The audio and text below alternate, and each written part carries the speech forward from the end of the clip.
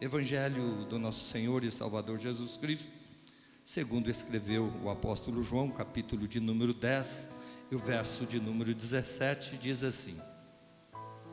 Gostaria que você prestasse muito atenção nesta leitura, vírgula, ponto e vírgula, analisasse, porque através desses dois versículos é que eu vou ministrar ao coração dos irmãos aquilo que Deus colocou em meu coração.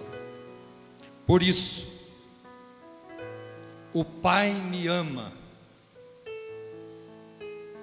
Por isso, o Pai me ama. Porque eu dou a minha vida para a reassumir, ou a tornar a tomá-la, em outra tradução. Ninguém a tira de mim. Pelo contrário, eu, obrigado, amarrado, eu a dou. É assim que está escrito na sua Bíblia?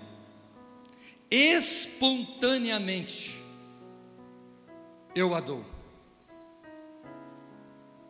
Tenho autoridade para a entregar e também para reavê-la.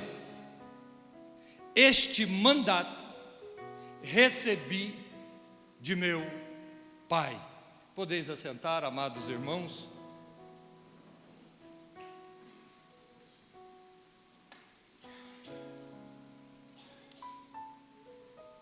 Quando nós olhamos para a Bíblia Sagrada, ela não é como a leitura de uma revista Veja, de uma revista Isto É, de uma revista Caras, não. É a palavra de Deus falando conosco. Essa palavra, a Bíblia diz para nós em Hebreus 4:12, que ela é viva, que ela é eficaz, que ela é como uma espada de dois gumes, que penetra até a divisão da alma e do espírito, juntas e medula, e está apta para discernir os pensamentos e intenção do coração. Jesus vai dizer em João 10:10, santifica-os na verdade, pois a tua palavra é a verdade. É o poder desta palavra que muda, que transforma. É pelo poder desta palavra que eu e você estamos aqui nos reunidos nesta noite. É pelo manifestar de Jesus através da sua palavra é que nós estamos adorando Ele. E eu tenho certeza que Deus, Ele já está falando com os irmãos, porque a Bíblia diz que Ele habita no meio dos louvores. Aleluia.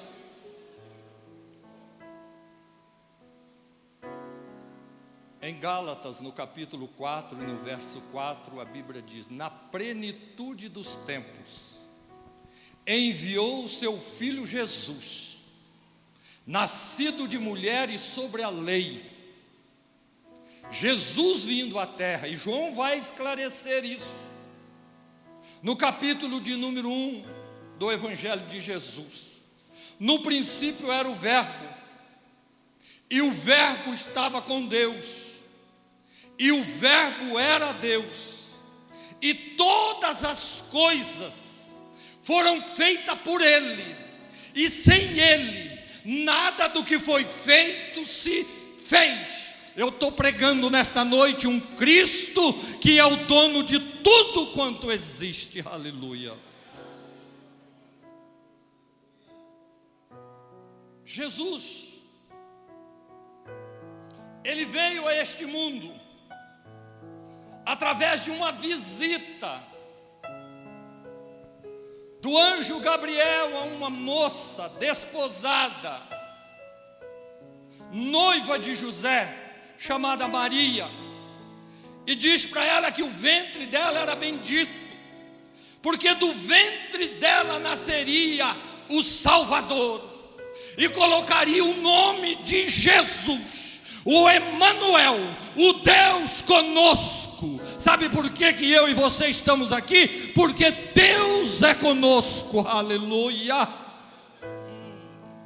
Meu Deus, oh aleluia.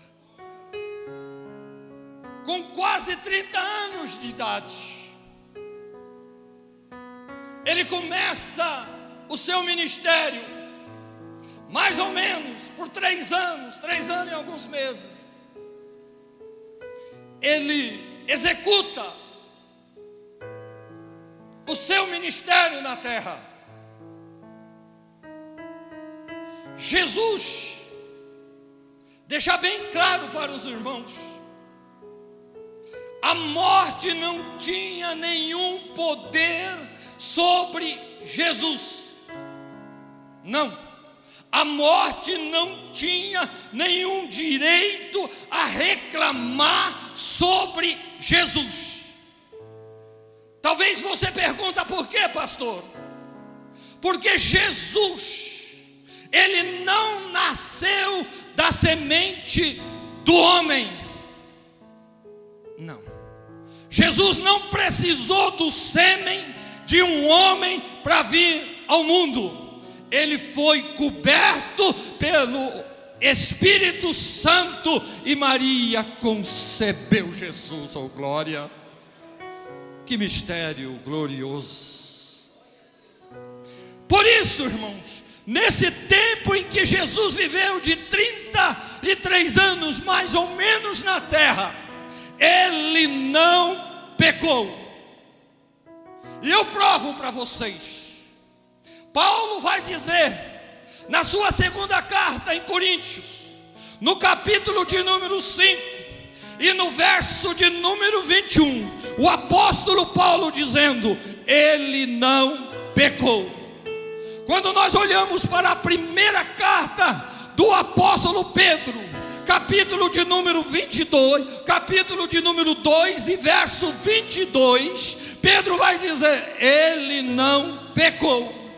Quando nós olhamos para a Bíblia Sagrada, em 1 João, no capítulo de número 3 e no verso de número 5, a Bíblia vai falar para nós que Jesus não pecou.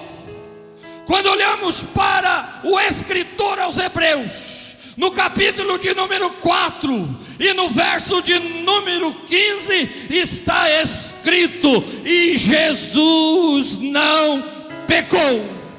Se eu prego nesta noite um Cristo que não pecou, ele tem poder para perdoar pecados. Ele tem poder para perdoar pecados. Nós estamos aqui pela graça nesta noite. Ninguém de nós merecia, porque a Bíblia vai dizer em Romanos, no capítulo 3 e no verso 10, está escrito: não havia um justo sequer. A Bíblia vai dizer para nós em Romanos, no capítulo 3 e no verso 21, todos pecaram e destituídos estão da glória de Deus, mas fomos justificados pelo sacrifício de Cristo. Quem pode agradecer? Quem pode agradecer? Você só vai participar da Santa Ceia porque você foi justificado pelo sangue de Jesus.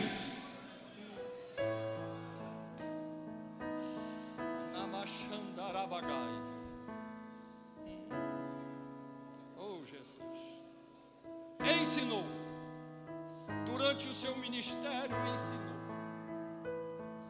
durante o seu ministério pregou, durante o seu ministério fez sinais de maravilhas,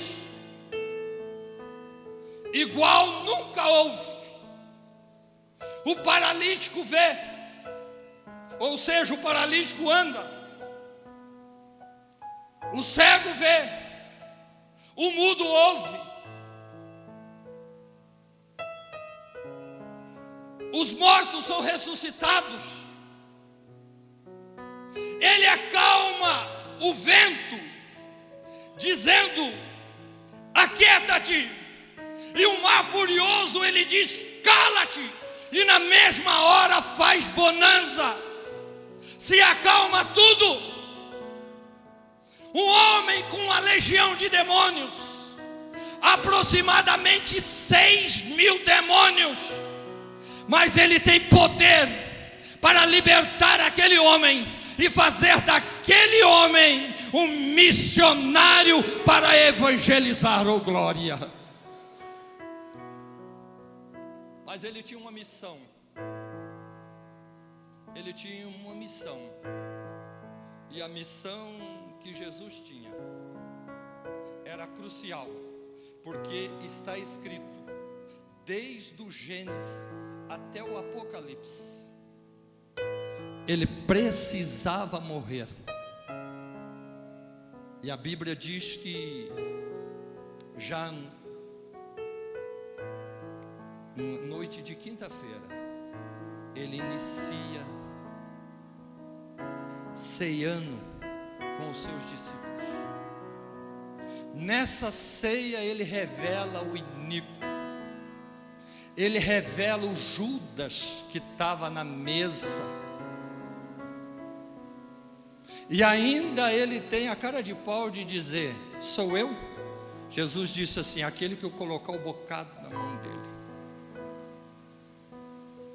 A Bíblia diz que o demônio entra em Judas e ele sai da mesa da comunhão.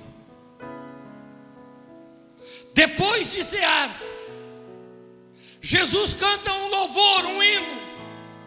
E eu acho lindo isso, porque nem em outro lugar você vai ver Jesus louvando, mas aqui Jesus louva e ele parte para o jardim do Getsemane. Antes passa pelo Monte das Oliveiras, e quando está ali junto com os seus discípulos, agora 10, porque o traidor saiu, a Bíblia diz que ele convida 3, Pedro, Tiago e João, e se aparta para um lugar chamado Jardim do Getsemane. E ali Jesus começa a se angustiar, a tristeza desce sobre Jesus, de tal forma que o seu suor se transforma em gota de sangue. Tamanho é o seu sofrimento ali no jardim do Getsemane, porque ele está a um tiro de pedra ou a um tiro de flecha, orando, falando com o Pai: Pai, se possível, passa de mim este cálice, todavia não seja feita a minha vontade, mas seja feita a sua. Levanta da oração e vai até onde está Pedro, Tiago e João. Eles estão adormecidos. Jesus olha para Pedro e diz: Pedro, nenhuma hora pudeste vigiar comigo? Vigiai e orai, para que não caís em tentação. Aleluia. Porque o espírito está pronto, mas a carne é fraca. E ele volta a orar outra vez: já Senhor, já meu Pai, se não tem jeito de passar de mim este cálice, que se cumpra isso em mim. Quando volta, estão adormecidos.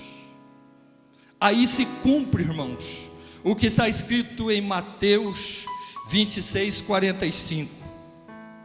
É chegada a minha hora. Jesus, ele vai para a cruz como um general de guerra. Jesus vai para a cruz como um herói. Jesus vai ser entregue aos malfeitores, aos escribas, aos fariseus, aos anciãos, aos principais da sinagoga, aos soldados do sinédrio, aos soldados do templo. Ele vai se entregar por livre e espontânea vontade, porque está escrito em Mateus 26:45: é chegada a minha hora. Quando ele sai, desce uma turba de soldados, a guarda pretoriana, e junto Judas para prender Jesus. E há uma conversa entre eles: aquele que eu beijar é Jesus. Mas quando beija Jesus, Jesus olha para ele e diz: amigo, o que tem que fazer, faça depressa.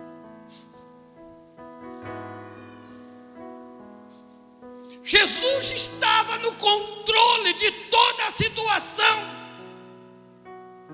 porque a Bíblia fala para nós em Mateus 26:53, ele diz assim: se eu quisesse, eu rogaria ao meu Pai, e Ele enviaria 12 legiões de anjos. Ou seja, Ele sabia o que estava fazendo, Ele tinha total controle da situação. E se você quer mais, a Bíblia vai falar para nós em João 18:6, Evangelho de Jesus. Ele vai dizendo assim: quando o soldado chega ao redor dele, ele diz: eu sou. E quando ele diz eu sou, caem todos por terra. Mas ele não foge, ele não corre, ele não se esconde, porque ele tem uma missão. Eu preciso morrer na cruz para dar vida para aquele povo que mora ali em Mato Branco. Glória! Oh, aleluia! Se a mensagem da cruz não mexer contigo, você tem que aceitar Jesus outra vez. Hadai, Kandarabasha, Andarabagaiassé. Oh, aleluia! Ele é entregue à casa de Caifás, o sumo sacerdote. O sumo sacerdote julga ele, e ele diz que ele é o Filho de Deus, porque diz que em breve ele viria nas nuvens, à direita do poder, ou seja, à direita do Pai. Caifás, ele vê isso, e Anás como uma blasfêmia, e por isso tem que morrer.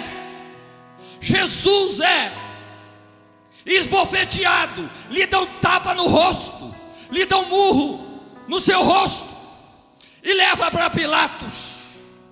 Pilato interroga ele, e dizendo: tu és o rei dos judeus? Ele diz: tu o dizes. A ira do sinédrio, dos grandes, dos religiosos, dos poderosos, cresce ainda mais. Mas Pilato quer fazer alguma coisa, porque vê sinceridade em Jesus, vê verdade em Jesus. Manda Jesus para Herodes, que estava passeando ali. Herodes conversa com Jesus, manda Jesus outra vez para Pilato. Pilato vê um homem inocente diante dele e diz: é tempo de soltar um ladrão, é tempo de soltar um malfeitor, é tempo de soltar um bandido. Soltaram Barrabás, e chega diante do povo e diz: vocês querem que crucificamos Barrabás, matamos Barrabás, ou crucificamos Jesus? O povo tudo crucifica Jesus. Crucifica Jesus. Eu fico pensando, irmãos, viram curar os enfermos, os paralíticos andar, o cego ver, o mudo falar, os coxos, viram os defuntos ser ressuscitados, viram tanta coisa, mas naquele momento, um justo ia morrer pelos injustos, mas ele está firme, ele é preso, a guarda romana leva ele, e ali eles açoitam Jesus. Eles açoitam Jesus de uma maneira, é tão terrível o açoite. Eles falam de ossos na ponta desses açoites, mas não está escrito na Bíblia, então eu não quero falar isso. Eu tenho que falar o que está escrito na Bíblia. E se eu mostrar para você, você se assusta. Olha o que está escrito na Bíblia, em Isaías capítulo 52, verso 14. Como pasmaram muitos, vista dele, pois o seu aspecto estava muito desfigurado, mais do que o de outro qualquer, e a sua aparência mais do que dos outros filhos dos homens. Nenhum homem sofreu como Jesus sofreu. Aqueles chicotes cortaram as costas de Jesus de cima a embaixo. Por isso o escritor, ele vai dizer no Salmo de número 129 e o verso 3: as costas dele foi arada. Sai dali, faz a via cruzes, uma coroa de espinho na cabeça, ainda com uma cana fincada os espinhos no seu couro cabeludo, uma cruz nas suas costas. Não poderia morrer dentro dos muros de Jerusalém. O escritor aos Hebreus no capítulo 3 vai falar: teria que morrer fora da porta de Jerusalém. E eu estive lá. E ele carrega. É bem verdade que Cirineu o ajudou, mas ele carrega. Quando chega na hora de crucificar, eles pregam as suas mãos ou pulso, não dá para entender. Eles pregam os seus pés, colocam um calço, porque aquele calço, quando você não consegue reter a dor, que você solta o corpo, tem um espaço desse tamanho, aonde rasga as mãos. A judiação é terrível com o que está fazendo com Jesus. Mas Jesus, irmãos, Ele está em sã consciência de tudo o que está acontecendo. Do meio-dia, após ser crucificado entre dois ladrões, entre tantas falas, ele tem tranquilidade, depois de tanto sofrimento, para olhar aquele povo e dizer em Lucas 23, 43: Pai, perdoa eles, porque não sabem o que fazem.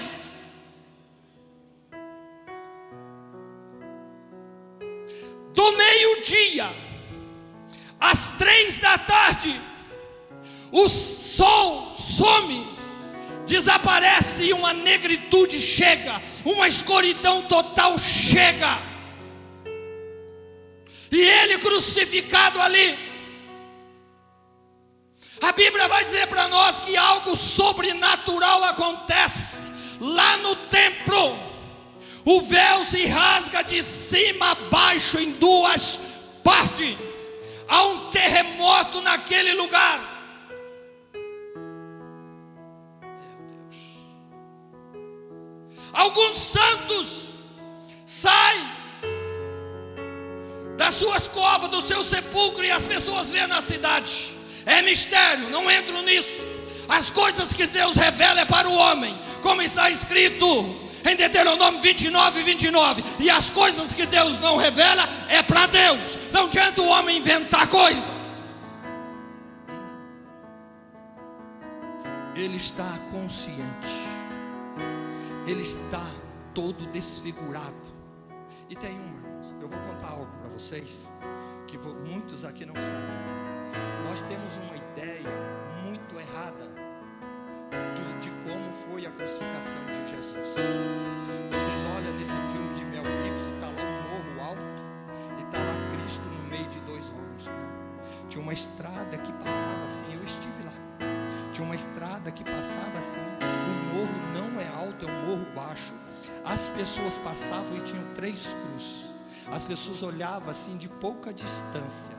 E as pessoas comentavam: tu não és aquele que diz que em 3 dias destruiria o templo e edificava? Tu não és aquele que salvou a tantos, agora salva a ti mesmo. Outros gritavam: desce da cruz, salva a ti mesmo e salva nós também. Mas de cima dele, assim, perto dele. Mas ele está consciente. ele está assim como é que eu posso dizer aos irmãos? Ele está no controle da situação. Aí você pergunta para mim, pastor, mas como diante de tanto sofrimento no qual o senhor pregou, ele está no controle de toda a situação, pastor? Como alguém pode? Qualquer um outro já tinha desmaiado, qualquer um outro já tinha pendido, mas ele está em total controle da situação, que a Bíblia diz que ele crucificado no meio dos dois ladrões, ele olha e diz aí: ei mulher, eis aí o teu filho. E olhou para o discípulo e disse: eis aí a tua mãe. E daquela hora em diante diz a Bíblia que aquele discípulo levou a mãe para casa. Está entre duas cruzes, mas olha, a cabeça está perfeita. Ele está no controle de toda a situação, irmãos. Nós não servimos um Cristo que é esse Cristo que a gente vê pregado aí. Não, não é esse Cristo num gesso. Não é esse Cristo numa argilha. Não, é um Cristo que nasceu sabendo o que ia fazer, viveu sabendo o que ia fazer e morreu sabendo o que ia fazer.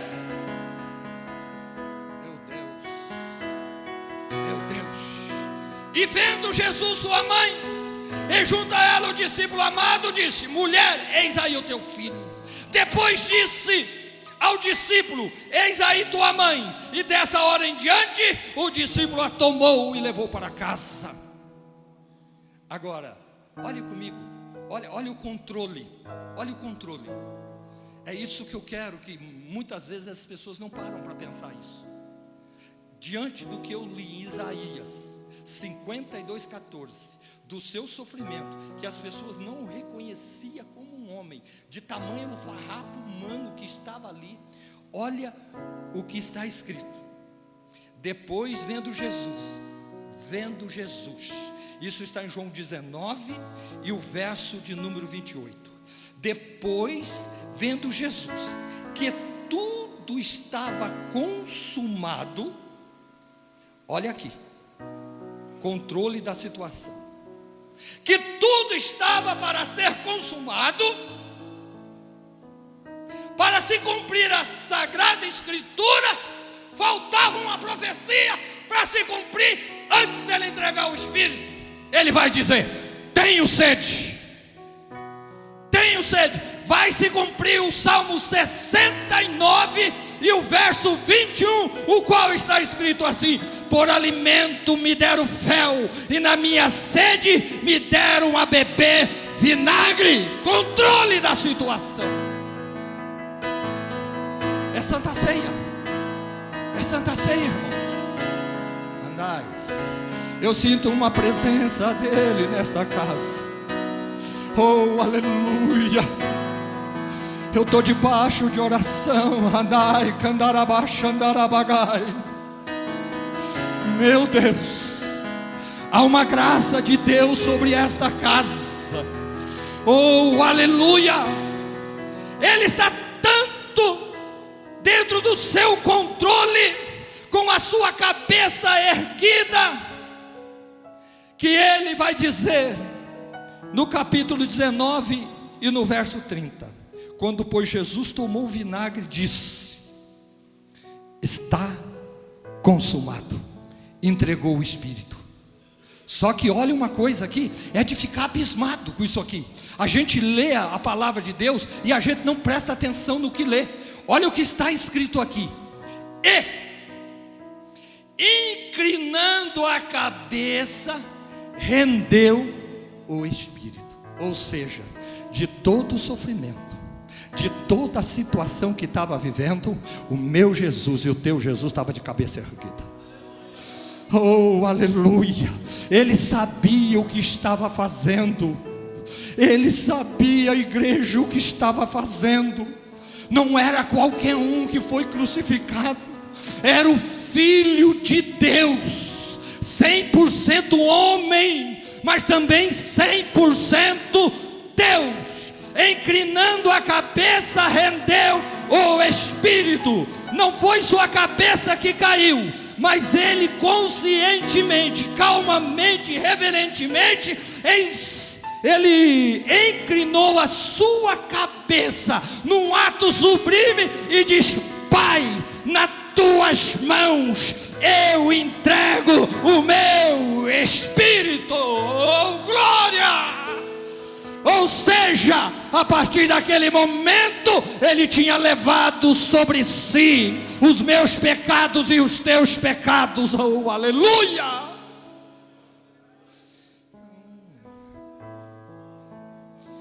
Meu Deus, aleluia. José de Arimateia, um senador, vai tirar o corpo de Jesus, depois de Pilato ter consentido que um soldado, após verificar os outros homens que não tinham morrido, Jesus estava morto. Mas morreu tão depressa? Não, ele cumpriu a missão que tinha que fazer.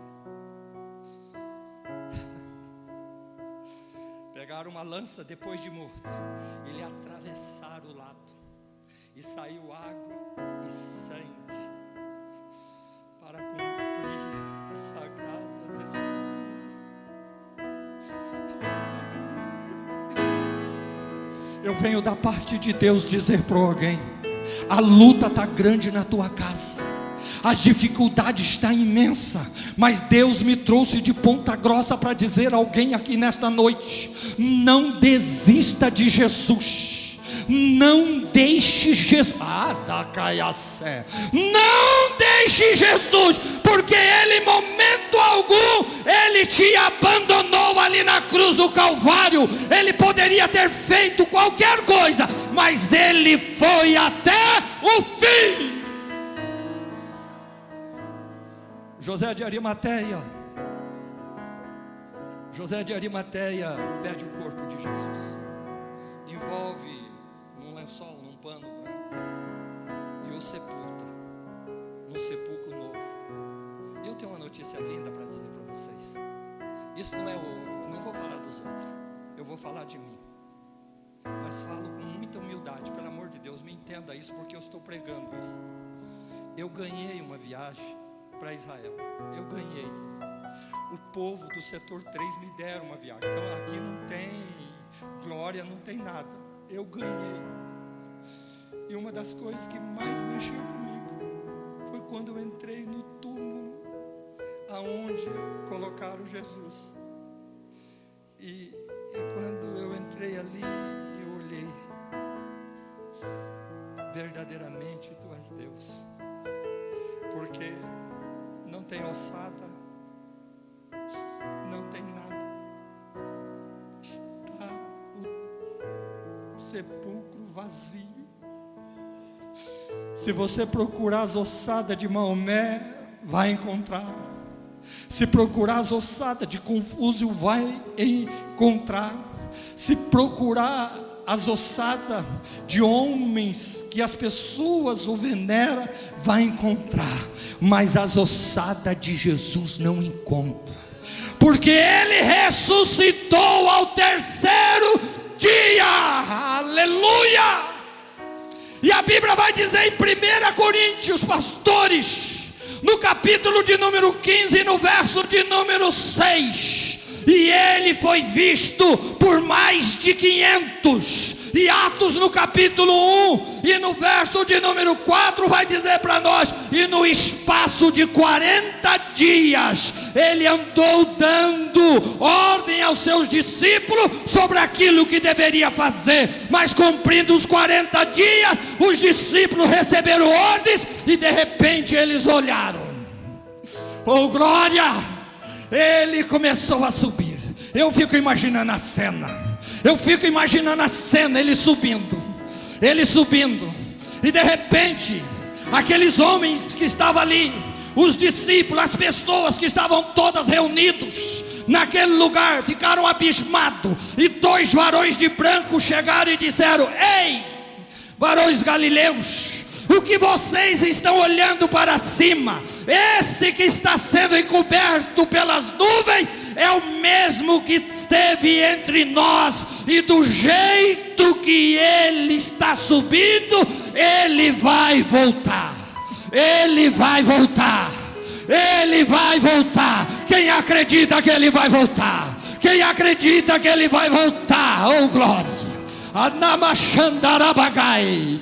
E o mesmo Senhor descerá do céu com voz de arcanjo e com alarido de Deus. Aleluia! E os que morreram em Cristo ressuscitarão primeiro, e depois eu e você seremos arrebatados e nos encontraremos com Ele na glória. Aí eu encerro confirmando a mensagem. E João diz: e olhei para trás e vi um como filho do homem, andando no meio dos 7 castiçais de ouro, com vestes brancas e compridas até os pés.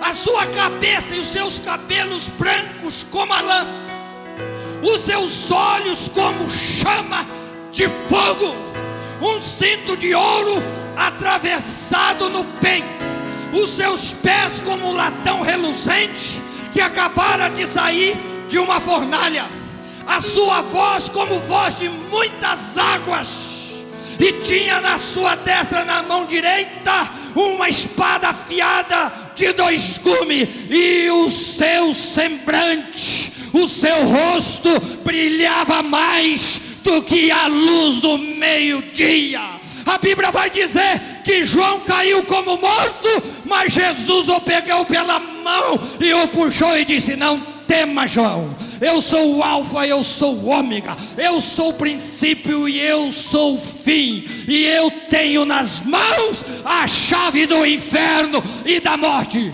Ele tem controle sobre todas as coisas. Ele tem controle. Quem pode adorar Ele? Esse homem de branco está neste lugar. Este homem de branco está nesta casa. Ele diz: aonde tiver 2 ou 3 reunidos no meu nome, eu ali estarei no meio dele. Aleluia! Quem tem essa presença gloriosa do Espírito Santo?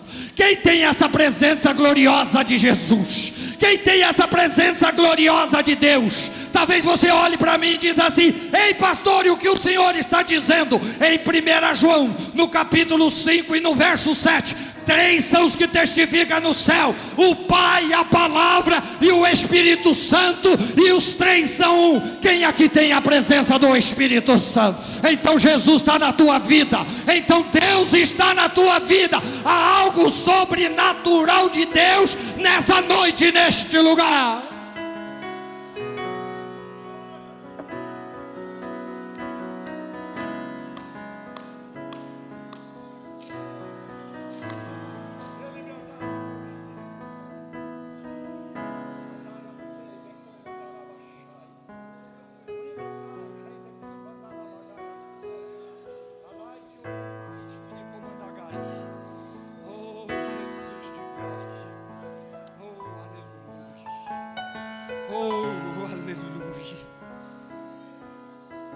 Aquilo que o olho não viu.